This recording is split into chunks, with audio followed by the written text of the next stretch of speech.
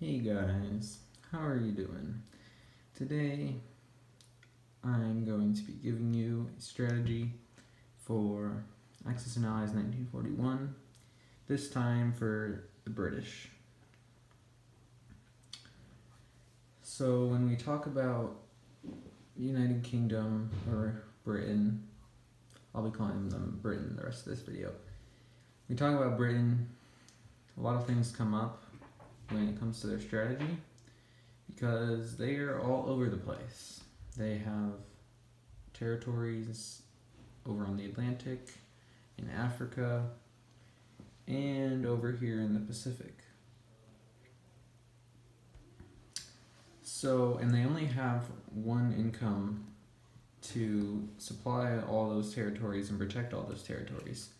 And honestly, their income is pretty limited to protect those large areas. They only get 12 IPCs at the beginning. They do start with a fairly large navy. They have decent navy in the Atlantic and a few ships in the Pacific, but it's not much compared to what Japan has in the Pacific.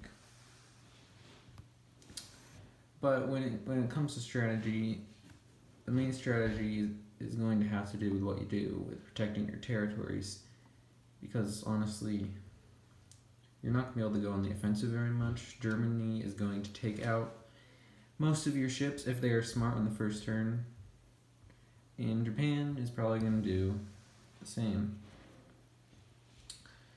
So that's going to leave you with a bunch of basically infantry, planes, and tanks on land. And you have to decide what you're going to do with these things, because you don't get to strike first. So you have to react to whatever the Axis do. Which is why it kind of makes it hard to do a strategy video, but I'll do my best. So, in terms of purchases, every turn,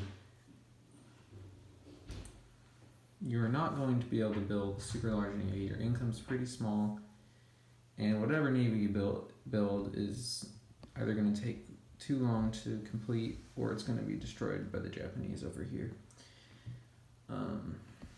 So navy is probably off the table for builds. Air units could be a viable option if you find yourself losing air units, but honestly, you start the game with 3 planes on the Europe side of the board and a plane on the Asian side of the board.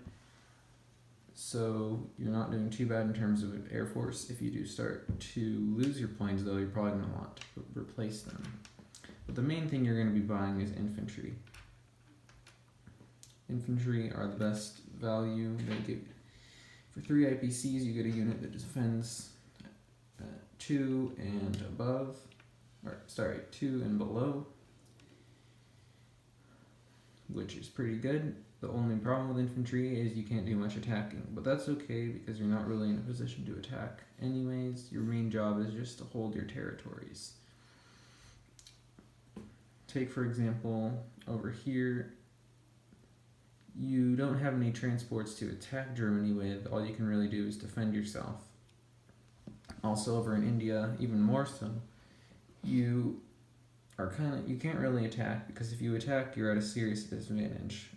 And there's lots more troops on the way from Japan. So your best option is to just build up in India. So that's why it's essential to build infantry. Finally, in United Kingdom, you only start with 1 infantry up there. And that is your capital. That's a city that the Axis want to take. So you're going to want to build at least a few more infantry up there.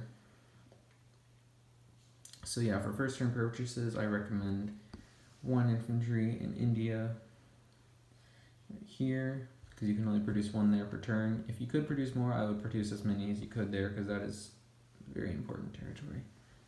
And then I'd produce 3 infantry in the UK.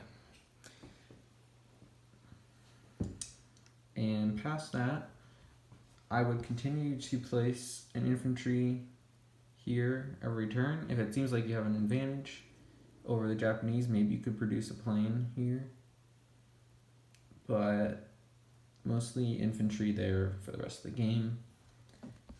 Over in the United Kingdom, you'll probably just do the first 3 infantry in the first turn, and then just leave that alone. If the Germans decide they want to come after you, you might want to place some more there. But for the most part, for most of the game, you're going to be building as much as you can in the Pacific.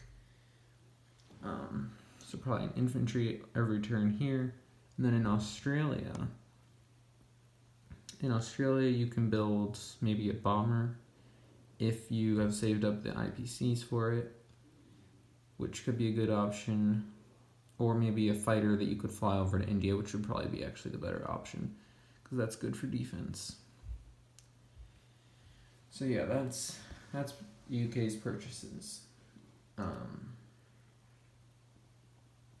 In terms of just general strategy, there isn't much to go over because you're going to lose much of your navy in the Atlantic, and you're not going to do much over there anyways. However, these planes up here in the UK do not want to go to waste. So something you can do is fly them down to Gibraltar, and then in a few turns they can make their way over to India for defense. Well, mainly the fighter. The bomber isn't going to make much use on defense. But don't move that fighter over to India if Germany looks like they're going to attack London. And then in terms of Africa, obviously you're going to want to move this infantry down here in South Africa up. If America takes out North Africa, or if you somehow have the resources to take out North Africa with good odds, then it could be a good idea to support Russia, because they're going to need all the help they can get. Over in India, you're just going to want to build up infantry, stack up as much as possible. Probably not going to want to go on the offensive unless you're really winning. Unless it's clear you're going to have victory on the Pacific. And in Australia, I just keep that infantry there. So that's it in terms of strategy. And yeah, there's not much else to go over for the United Kingdom. In terms of later in the game, it is possible that maybe if the US goes for a Japan first strategy and Japan is basically all but destroyed, then maybe you could start to build a navy in the Atlantic to start moving those infantry in that you built at the beginning of the game and start taking out Germany. But it's unlikely that you're going to take an offensive role. That's mostly for the United States. So that is all I have on the United Kingdom. If you like this video and you like to see more videos like it, please like and subscribe, and share this with anyone who you think would like my channel. Thanks for watching, and see you next time.